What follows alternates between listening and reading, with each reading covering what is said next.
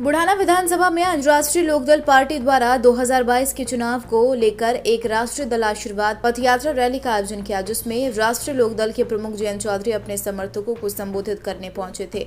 जयंत चौधरी दोपहर 2 बजे private helicopter से बुढ़ाना के डीएवी इंटर कॉलेज मैदान में पहुंचे, जहां उनका गर्मजोशी के साथ स्वागत किया गया।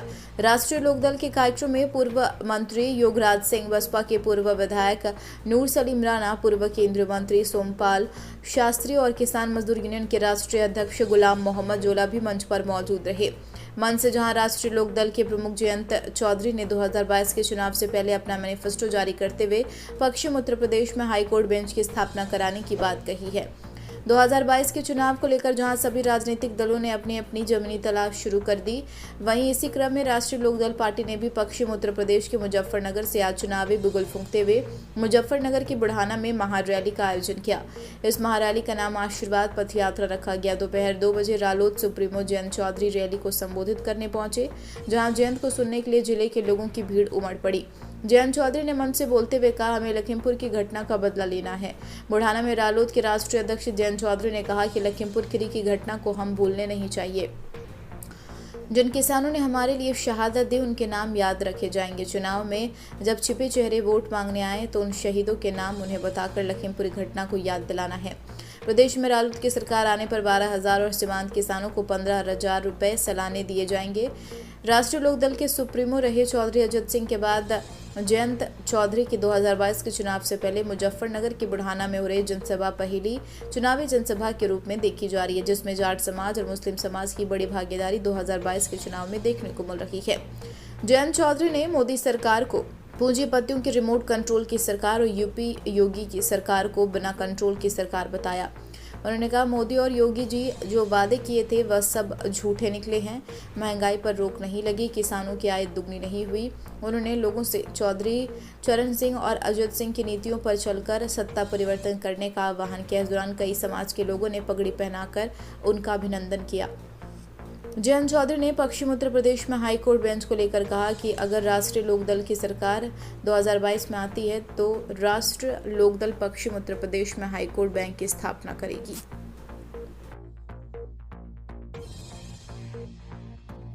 भी भेंट करना चाहते थे, लेकिन वहां कुछ ऐसी व्यवस्था नहीं बन पाई, इसलिए मैंने सोचा कि ये चौधरी अजीत सिंह जी की भी कर्मस्थली रही है।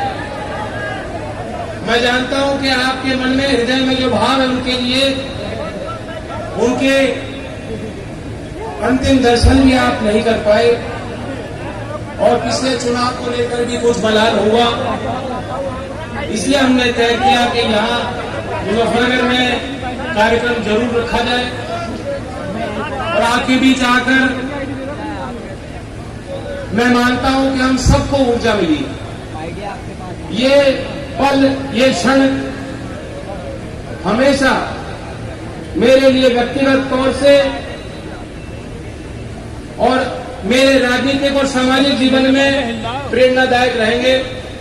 मैं धन्यवाद तो नहीं कह सकता क्योंकि आप घर के मेरे अपने बड़े हैं, लेकिन मैं आपके आगे हाथ जोड़ के नतमस्तक होके आपकी शरण में आया हूं।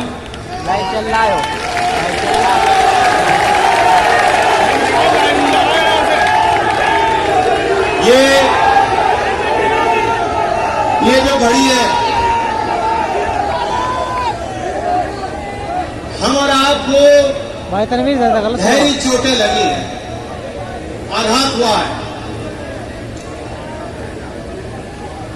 आपके ऊपर कष्ट लगातार बढ़े जा रहे हैं।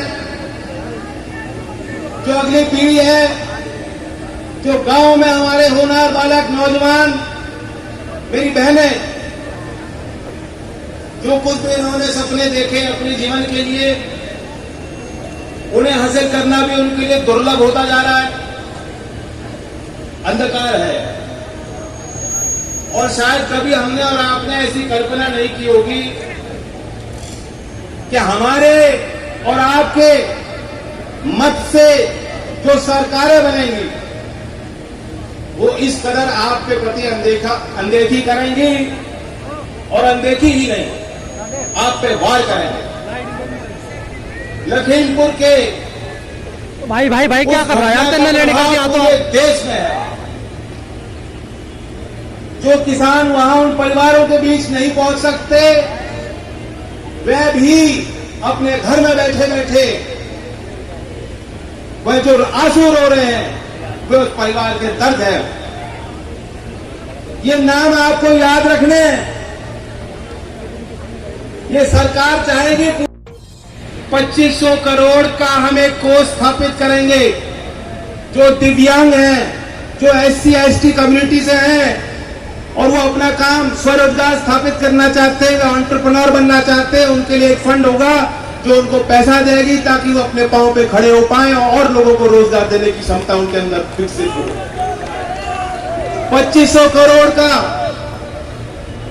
जो कृषि के क्षेत्र में नई टेक्नोलॉजी लाते हैं, एग्री स्टार्टअप्स उसे कहते हैं, एग्रीकल्चरल स्टार्टअप्स, 2500 करोड़ रुपए का कोष हम उनके लिए स्थापित करेंगे ताकि गांव में अगर कोई कोल्ड स्टोरेज बनाना चाहता है, कोई सीड बैंक बनाना चाहता है, कोई ड्रिप इरिगेशन या नई विधि को किसानों तक पहुंचाना चाहता है, कोई नया बीज विकसित करना चाहता है, उसको पैसा राज्य के सरकार के उस कोष से दिया जाएगा। तो ये कुछ योजनाएं हैं मैंने आपके बीच रखी हैं और मोटा मोटी तो ये मान लो राष्ट्रीय लोकदल किसानों की फौज है। हमारा वर्कर अपनी छाती आगे करेगा आपसे, आप पे कोई आंच ना आए। और जब आपकी सरकार बनेगी, जो फौज है आपकी, वो ये सुनिश्चित करेगी कि आपकी पूरी मौज हो, मौज। तो आप सब बहुत सतर्क रहने की जरूरत है। मुझसे पहले लोगों ने, वक्ताओं ने बात रखी, मुजफ्फरनगर का आदमी उस बात को जानता है, समझता है। आज जो माहौल बन रहा है उसे बनाए रखें, जो एकता हमारे बीच में बन रही है उसे बनाए रखें, हर वर्ग में जाएं। चौधरी चरण सिंह जी की यही पहचान थी कि वो किसी एक जाति, एक धर्म तक सीमित नहीं था। पूर्वांचल की जमीन पे आप जाएंगे, वहां यादव हो, कुर्मी हो, किसी भी जाति का काश्तकार हो, मजदूर हो, वो ये मानता है कि चौधरी चरण सिंह हमारे। जब तक हम ऐसी भावना दोबारा पैदा नहीं करेंगे, आपका यह मंच मजबूत नहीं हो पाएगा। तो इसलिए मैं आपसे कहना चाहता हूं कि अगर आप मुझे पक्के वाला आशीर्वाद देना चाहते हो, पक्के वाले देना चाह रहे हैं ना, तो तब होगा अगर हम और आप निकल पड़ेंगे। गांव में जाइए, बस्ती में जाइए, घर घर जाइए, समझाइए लोगों को।